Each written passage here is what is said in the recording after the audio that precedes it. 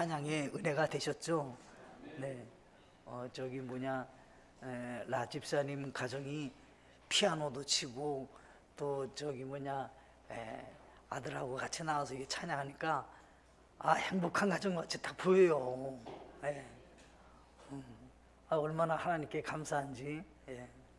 그리고 또 엄마 아버지가 찬양을 잘해서 그런지 시우도 어떻게 그렇게 잘하는지 몰라요. 근데 제가 우리 집사람들 콩고물이 떨어졌어. 예. 그 찬양을 잘하는 사람들이 콩고물이 있어갖고요, 다 찬양을 잘하는 것 같아요. 하나님께 감사한 것 같습니다. 또 연세 드신 우리 골드팀 위해서 기도해 주시기 바랍니다. 건강하실 뿐만 아니라 화음도 굉장히 잘 돼요. 연세 드신 분들이. 제가 생각에는 조금만 더 몇 번 경험을 쌓으시면 아마 우리 교회에서 진짜 은혜스러운 찬양을 드렸다고 많은 분들에게 큰 기쁨을 드릴 수 있는 찬양팀이 되리라 믿습니다. 네, 아주 목소리가 깊이가 있으세요. 깊이가 있어요. 오늘 제가 목감기가 걸렸어요.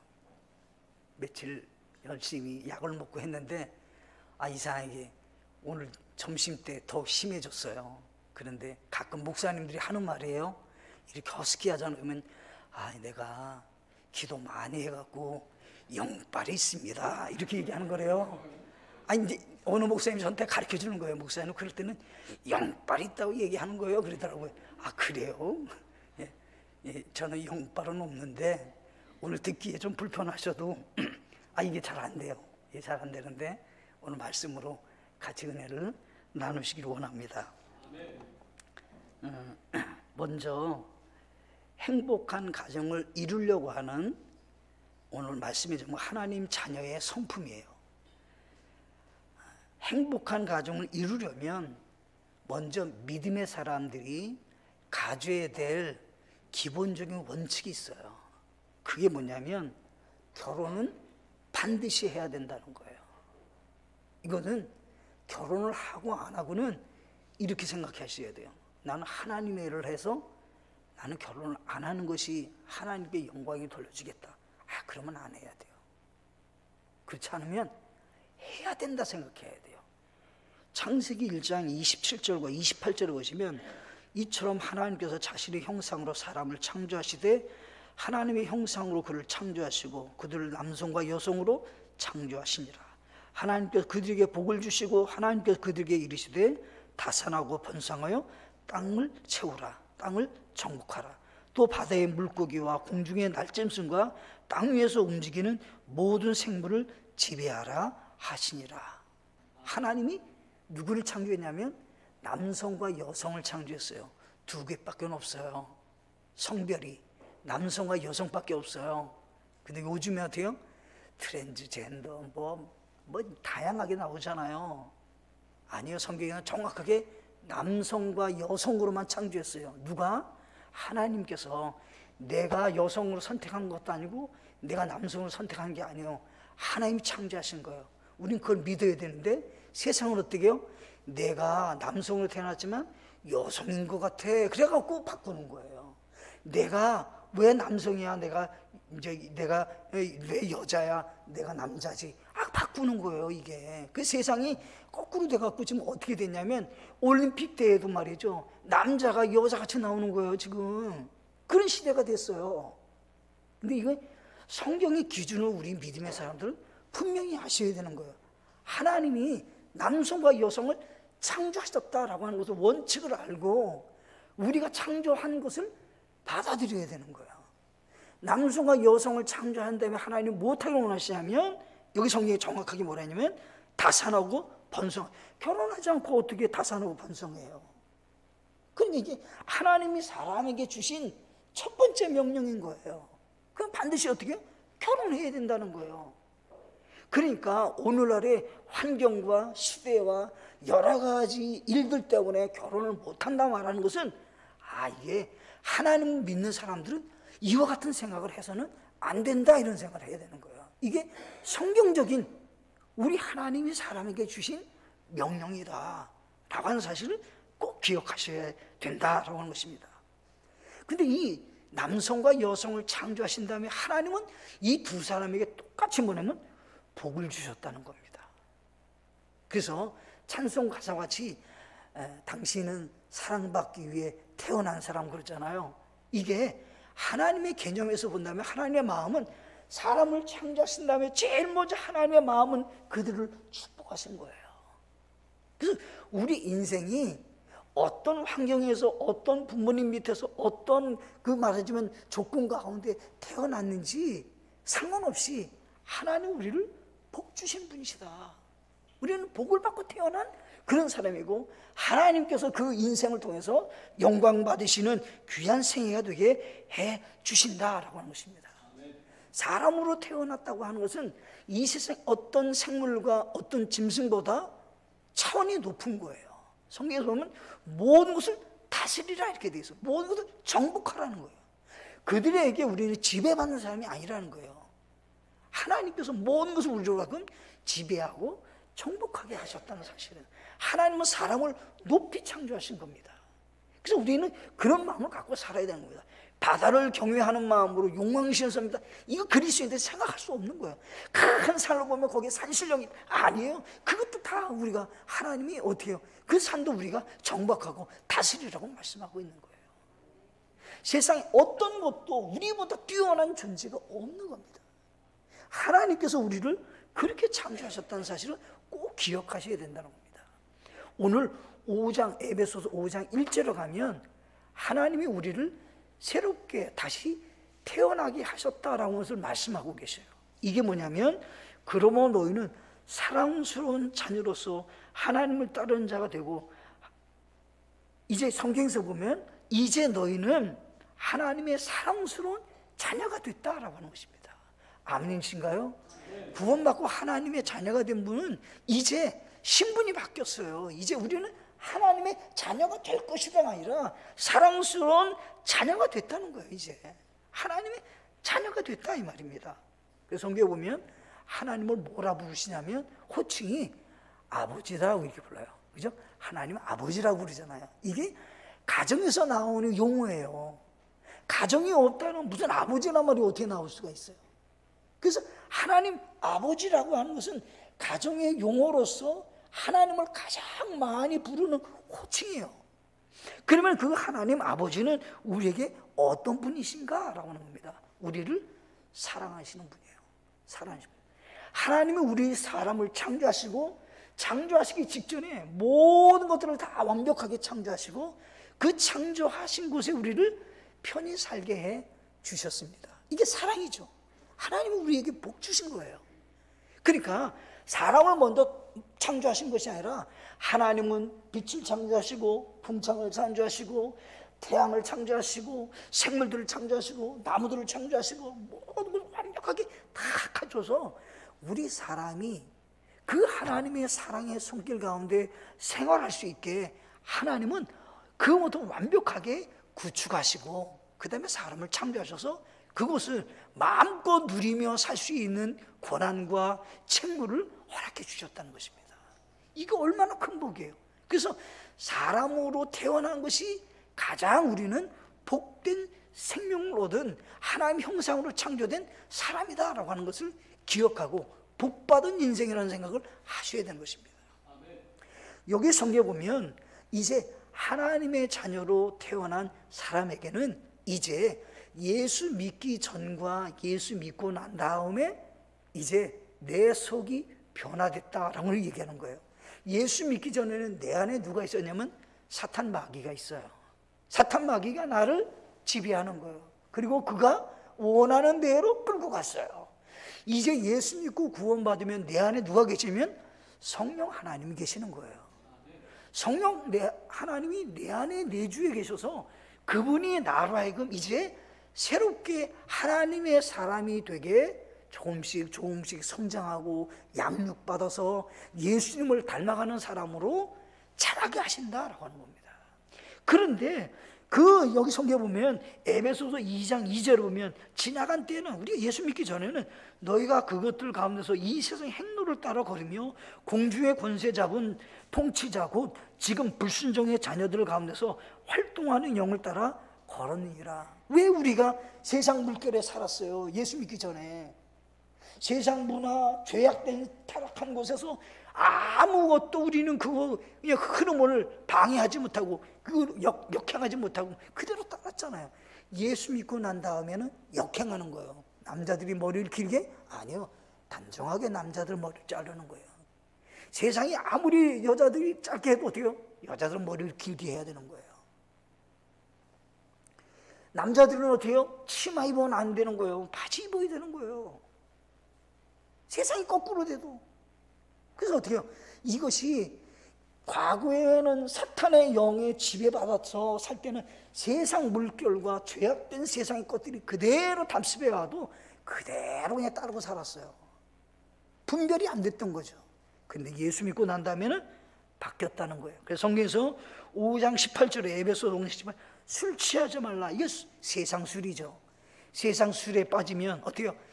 이 술이 사람을 지배하고 어떤 분이 그러더라고요. 목사님 술 마셔봤어요. 근데 저는 술을 안 마셔봤어요. 일찍 예수님 만나가지고 술 마시고 살질 않았어요.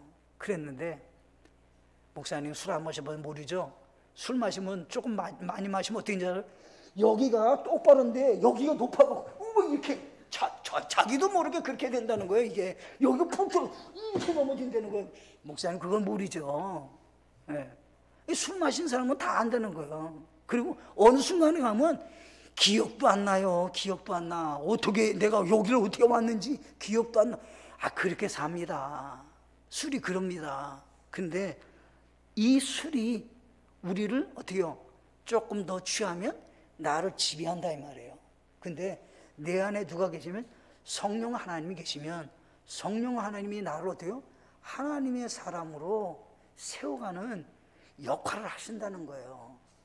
그래서 하나님의 자녀다운 성품이 세 가지로 있어요. 오늘 성경에서는 세 가지가 우리 하나님의 성품이라면 이런 성품을 우리가 가지려고 조금은 우리가 의지적으로 노력도 하고 행함이 있도록 최선을 다하셔야 되는 거예요.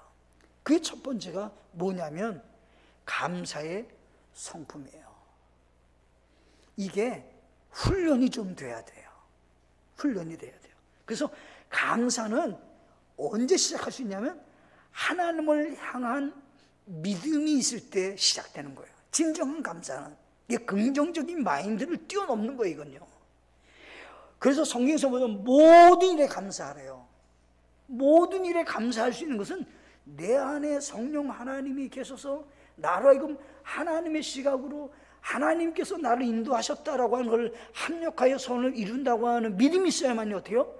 모든 일에 감사할 수 있게 되는 거예요. 그것이 에베소서 5장 20절이에요. 모든 일에 인해 우리도 예수 그리스도의 이름으로 항상 하나님 곧 아버지께 감사하고 하나님이라는 분을 우리가 기억해야만이 그분께 우리는 감사할 수 있다는 거예요. 감사는요 하나님께 나아가서 하나님께 교제하기 원하는 사람은 1번으로 가져야 될 성품이에요. 여기 성경의 시편 95편 2절에 우리가 감사하며 그분 앞에 나아가고 시를 지어 그분을 향해 즐거이 소리치자. 어디요? 하나님께 나아갑니까? 무엇으로? 감사로 나오라는 거예요. 하나님과 함께 만나서 교제하기 원해요? 대화하기 원해요? 그러면 먼저 감사로 나가셔야 된다는 거예요. 또 성경에 하나님께 기도하려고 그래요. 기도를 하면 기도하는 사람이 먼저 하나님께 나아가 요청하기 전에 먼저 가져야 될 것이 있어요. 빌립보서 4장 6절에 아무것도 염려하지 말고 오직 모든 일에서 기도와 간구로 너희 요청할 것을 감사로 더불어 하나님께 알리라. 무엇으로? 감사로 나가서 기도와 간구로 하나님께 요청하라는 거예요. 그러니까 기도하는 사람도 무엇이 먼저 있어야 되냐면 감사로 나가야 된다는 거예요. 하나님 원하시는 관계는 뭐냐라고 할 때 감사다라고 하는 것입니다. 우리가 감사를 훈련을 하셔야 되는데 어떻게 되면 나의 삶 속에서 역사하신 하나님을 한번 세워보는 거예요. 아, 내 삶 속에서 하나님은 어떻게 역사하셨는가. 우리 집사람이 저한테 그러더라고요. 내가 어떤 책을 읽었는데 하루에 3가지 감사를 찾으래. 그 3가지를 찾아가지고 감사 얘기를 서로 대화를 하자고 그렇게 얘기를 하는 거예요, 저한테요. 그리고 생각해보니까 하루에 3가지 훨씬 많아요. 3가지만 찾는다 하더라도요, 신선해지더라고요. 오늘은 하나님이 내게 감사할 것이 3가지가 뭔가 이렇게 찾아보니까요, 여러 가지가 많이 나와요. 그래서 하나님 이렇게 특별하게 이렇게 은혜를 주셨군요, 이런 생각을 하게 된다 말이죠. 그래서 훈련을 해야 돼요. 우리 찬송가에 보면 이런 찬송이 있어요. 세상 풍파 너를 엄습해 낙심하는 생각 내게 줄 때 주가 내려주신 복을 세워라. 주신 그 신복을 내가 알리라. 아시죠? 한번 찬양 한번 해보실까요? 제가 목소리가 이렇게 됐지만 세상 풍파 너를 엄습해. 네. 이게 몇 장인가요? 세상 풍파 너를, 네, 뒤에 한번 찾아보세요.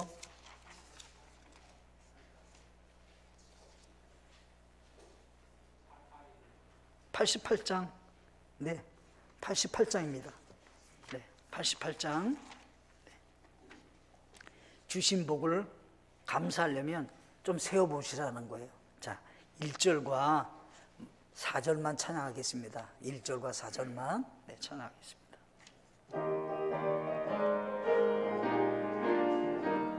세상 모든 풍파 너를 엄습해 낙심하는 생각 내게 줄 때에 주가 내려주신 복을 세어라.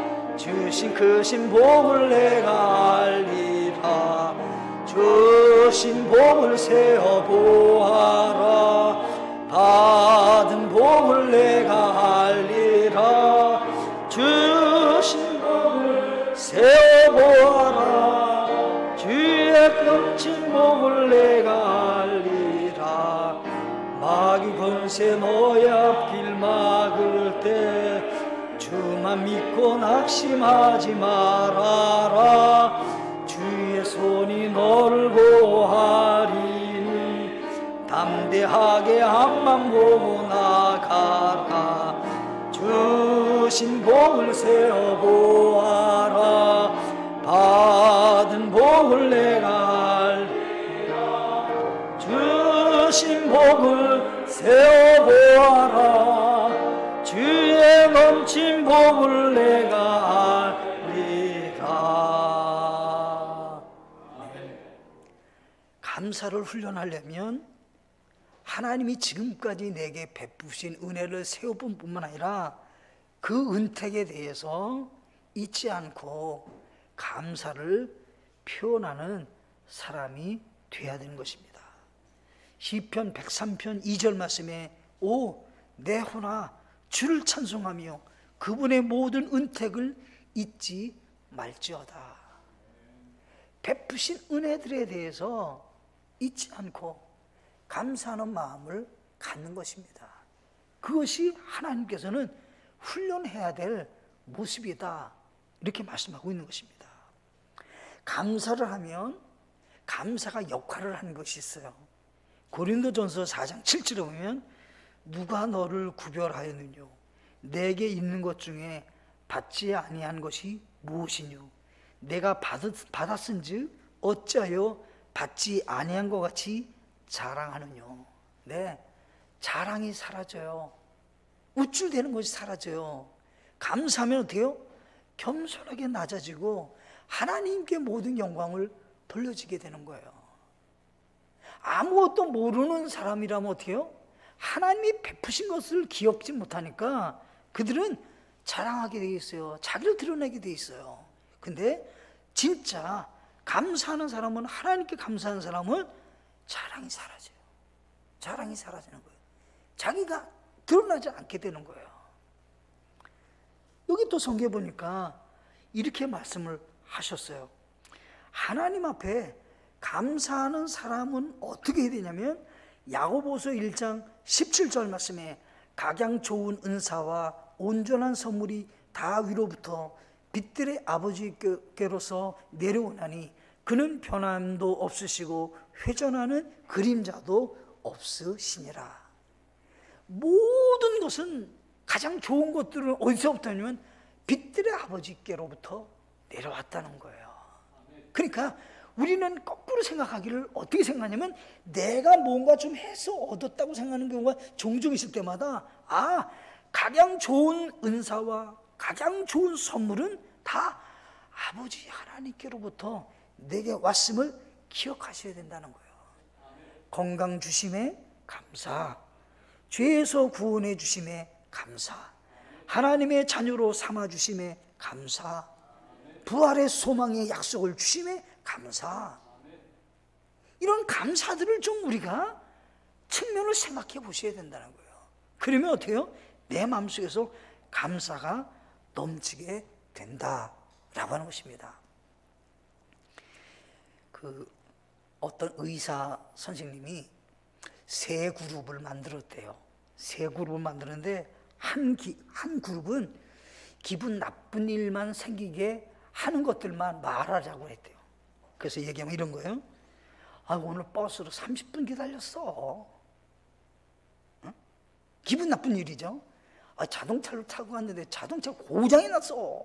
그런데 걸어왔잖아. 맛있는 음식점에 갔는데 오늘 다 떨어졌대. 내 줄 섰는데. 기분 나쁜 일만 생각하는 거예요. 한 그룹은 감사한 일만 생각하는 거예요.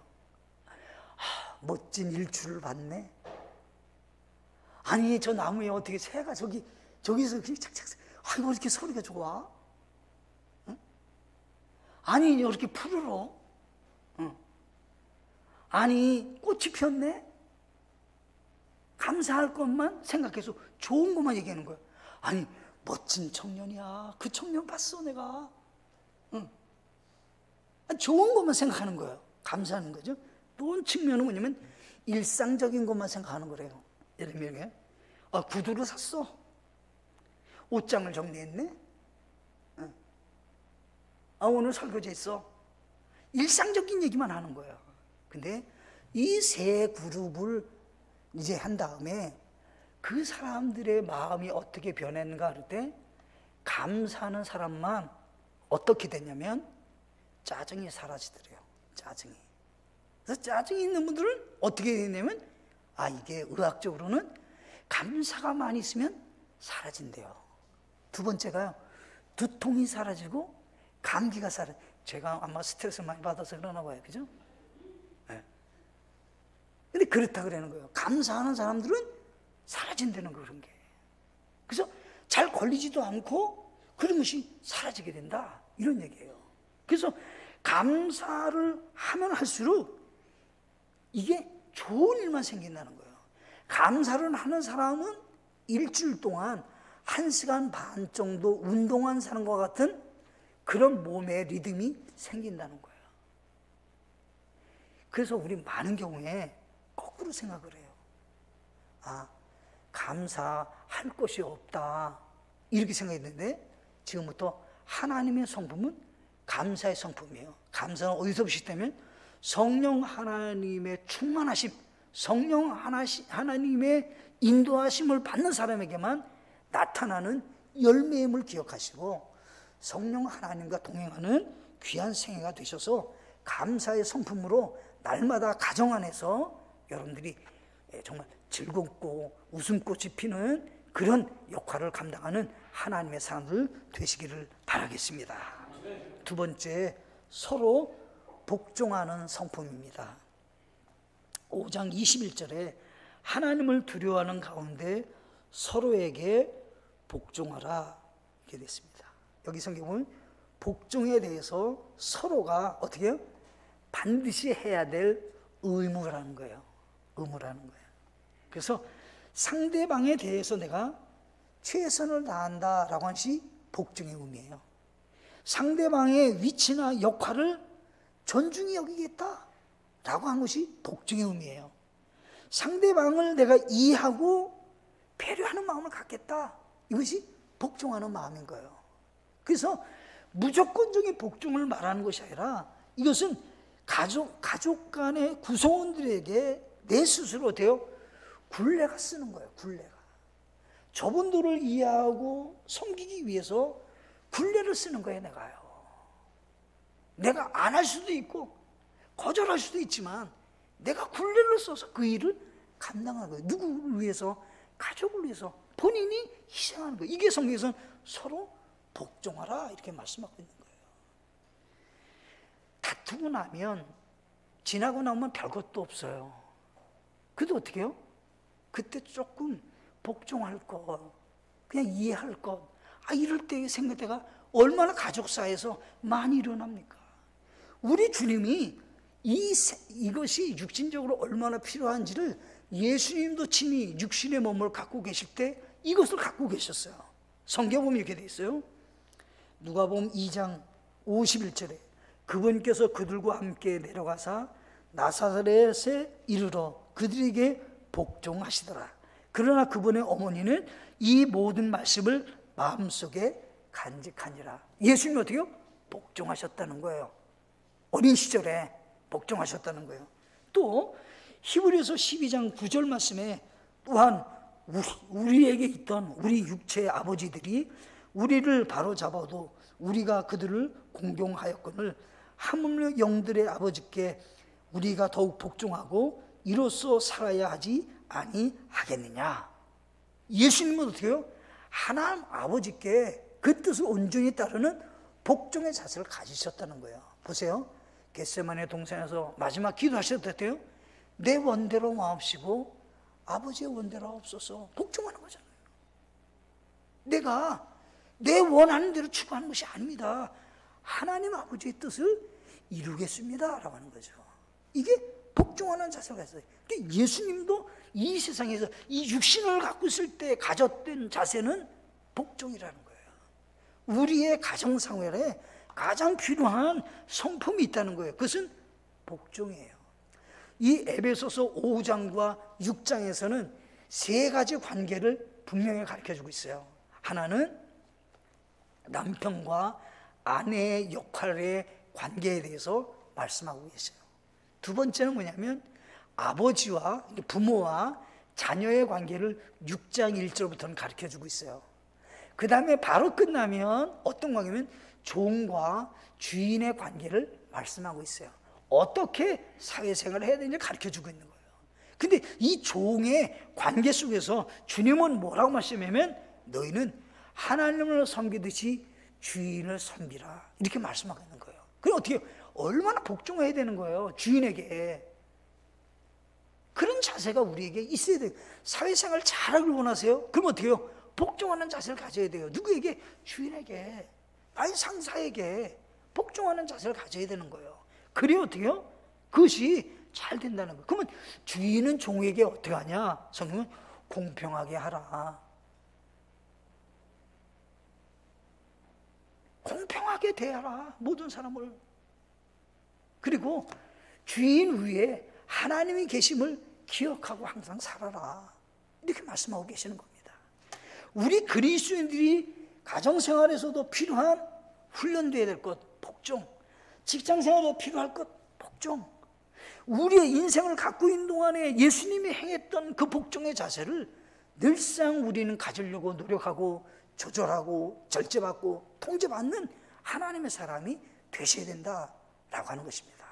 세 번째 마지막으로 모든 것 위에 하나님의 사랑을 넣는 성품입니다. 하나님이라는 분이 어떤 분인가 라고 할 때 하나님은 사랑의 분이에요. 그 사랑을 어떻게 얘기하면 우리 주 예수 그리스도를 우리의 죄값으로 내어주시고 우리를 구원받아 하나님의 자녀가 되게 하시고 구원받은 하나님의 사람이 모인 곳이 교회인데 이 교회가 예수님에게는 어떤 관계가 되냐면 아내의 관계고 예수님은 남편의 관계가 되시는 겁니다. 그러니까 남편과 아내의 관계를 성경에서 표현하면서 남편이라면 어떻게 살아야 되냐라고 할 때 교회를 주님이 사랑해서 자기를 다 핏값으로 주고 우리를 사신 것 같이 아내를 위해서 그렇게 희생하고 섬기면서 사랑의 희생을 나타내라, 이렇게 말씀하고 있는 것입니다. 그러면 사랑에 아내가 남편을 사랑하는 표현이 있어요. 그 성경의 맨 끝부분에 나와 있습니다. 에베소서 5장 33절 말씀, 5장 33절 같이 읽겠습니다. 시작. 그럼에도 불구하고 너희 모두가 자기를 사랑하듯 개별적으로 자기 아내를 사랑하고 아내도 주의하여 자기 남편을 존경할지니라. 자, 남편은 아내를 사랑하는 것이고 아내는 남편을 사랑하는 것이 어떻게 표현되냐면 존경해야 된다는 거예요. 내 남편이 못생겨도 제일 잘생긴 남편으로 생각하셔야 돼요. 돈을 별로 못 벌어도 어때요? 돈을 가장 열심히 벌으려고 노력하는 남편으로 생각하셔야 되는 거예요. 다른 사람과 비교해서 연약하다고 생각하지 않고 가장 훌륭한 남편이라고 생각해야 된다는 거예요. 이것이 성경에서는 아내가 남편을 사랑하는 존경이 사랑이다, 이렇게 얘기하는 거예요.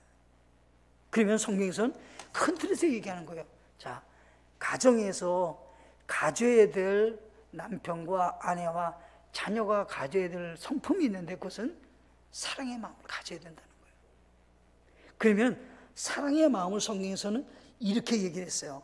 갈라디아서 3장 5장 13절과 14절 보면 형제들아 너희가 부르심을 받아 자유에 이르렀으나 오직 자유를 육신을 위해 기회로 쓰지 말고 사랑으로 서로 섬기라. 온 율법은 이것인즉 너는 내 이웃을 내 자신과 같이 사랑하라 하신 한 말씀 안에 성취되었느니라. 아멘. 어때요? 내가 자유스럽게 사는 것이 첫째가 아니라 사랑으로 섬기는 종으로 살라는 거예요. 그래서요, 가정에 가면 남편도 아내도 아이도 모두 다 어떻게 해요? 섬기는 사람이 되어야 되는 겁니다. 과거에 유교적으로 강한 과거의 그 가정에서는 어떻게 해요? 아버지는 왕이야, 왕. 뭐 가져와라, 뭐 가져와라, 뭐 가져와라. 가만히 앉아 계셔갖고 다 뭐 가져와라, 뭐 가져와라, 뭐. 행복한 가정인가요? 그런 가정 행복한 가정 아니에요. 아버지도 뭔가 일하는, 가정을 위해서, 단식을 위해서 일하는, 섬기는 그런 모습이 돼야 된다는 거예요. 엄마만 일하는, 안 되죠. 아이만 일하는, 아이 안 되죠. 모든 식구들이. 베드로전서 4장 8절에 무엇보다도 너희끼리 뜨거운 사랑을 품으라. 사랑은 허다한 죄를 덮니라.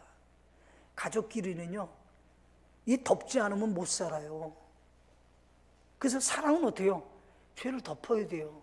여기서 죄를 덮으라는 말은 이게 다시 말하면 어떤 거냐면 실수, 허물, 약점, 이런 거 당연히 덮어줘야 되는 거예요. 그래야 살 수 있지. 그 계속 얘기하면 어떻게 살겠어요? 부부가. 성경에서는 덮으라. 그래서 성령 충만한 사람들이 기대할 수 있고 행할 수 있는 사랑은 어떤 사랑이냐? 여기서 사랑은 성경에서는 아가페적인 사랑이에요. 조건을 생각하지 않고 사랑하는 거예요. 직장에서 열심히 일해요. 어떻게 해요? 사례금을 생각하는 거잖아요. 그럼 열심히 일하죠. 조건이 있어요. 근데 하나님의 사랑을 우리가 받고 사랑을 베푸는 사람들은 그런 조건이 없이 사랑하는 사람이 되셔야 되는 거예요. 그것이 성경에서는 아가페적인 사랑인데 그 아가페적인 사랑을 어떻게 해요? 먼저 가족 간에 하셔야 된다는 거예요. 가족 간에 그 일을 하셔야 하나님이 기뻐하는 귀한 가정이 된다라고 합니다. 사랑이 있는 가정에 특징이 있대요. 그것은 뭐냐면 대화래요, 대화. 근데 보통 집안의 가정이 자녀와 부모와의 대화가 37.7초래요. 자녀와 아버지와 대화가 37.7초만 한대요. 보통 그래도 그래 하는 가정이에요. 근데 보통 가정은 별로 대화 안 할 거래 아마.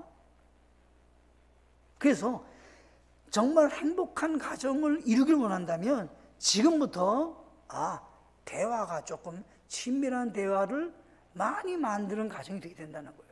그러면 자녀들은 뭘 하냐 알았더니 맨 뭘 본다는 거예요. 그냥 대화는 안 하고. 그 보는 시간은 어린이들은 어떻게 되냐?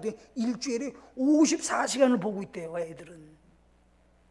그냥 거의 막 집에만 들어오면 뭐 보는 거예요. 그냥 뭐 보는 거. 핸드폰 보겠죠. 뭐 보는 거예요. 그냥 테레비 보더니 뭘 보는 거예요. 그리고 집에서는 아버지하고 대화하는 거는 37.7초밖에 되지 않으니 그 아이들이 어디에 영향을 받겠어요? 세속적인 거 영향 받는 거죠. 아버지가 좋은 교육 안 하는 거죠. 그래서 성경에서 어때요? 신명기 6장에서는 계속해서 어때요? 쉐마라고 해가지고 계속해서 집에 있든지 앉았을 때든지 걸어갈 때든지 말씀을 가르치라 이렇게 말씀하고 있는 거예요. 이것이 부모님이 해야 될 역할인데 이것을 잘 하지 않는다. 우리 주님께서는 말씀하고 있는 것입니다. 마지막 이야기만 하고 마치도록 하겠습니다. 아기의 특징이 있대요. 아이의 특징은 불평하는 거래요. 그래서 불평을 가르칠 필요가 없대요. 아기는 그냥 불평한대요. 조금 추우면 잉 울고, 너무 더우면 잉 울고, 목마르다고 울고, 배고프다고 울고, 피곤하다고 울고, 너무 빠르다고 울고, 너무 느리다고 울고, 너무 어려워도 울고, 너무 길어도 울고, 오직 자기만 생각해 달라는 거예요. 이기적인 거죠. 예? 그러면 아이를 섬기는 부모님은 어떻습니까? 다 받아주는 거예요. 다 받아주는 거예요. 그러면 어떤 사람이 더 성숙한 사람입니까? 아기가 성숙한 사람입니까? 아니요. 그 아기 거를 다 받아주는 부모님이 성숙하신 것입니다. 그럼 우리가 가정에서 나는 어떤 모습인가를 한번 살펴보셔야 됩니다. 우리 가끔 책자 가운데 성인 아이라는 말이 책자의 제목으로 많이 있습니다. 어른은 어린데 아이라는 거예요. 그분은 몸은 큰데 모든 것은 어린 아이와 같다는 게 성인 아이래. 이렇게 얘기해요. 성인 아이다. 그러면 성인 아이가 뭐냐면 아직까지도 아이와 같이 이기적이고 자기밖에 모르는 삶을 추구하는 거예요. 그러면 행복한 가정을 이루는데 이게 모습이 좋지 않은 거죠. 이제부터는 바뀌셔야 된다는 거예요. 이제는 성숙한 사람으로 변화돼서 사랑을 실천하시고 서로 자기가 다른 사람이 나를 지배할 수 있게 복종하고 다른 사람이 나를 지시하면 따를 수 있는 사람이 돼야 되고 원치 않아도 하려고 하는 마음을 갖고 이 사람이 성숙한 사람이에요. 그 싫다고 말하는 사람이 성숙한 게 아니에요. 네.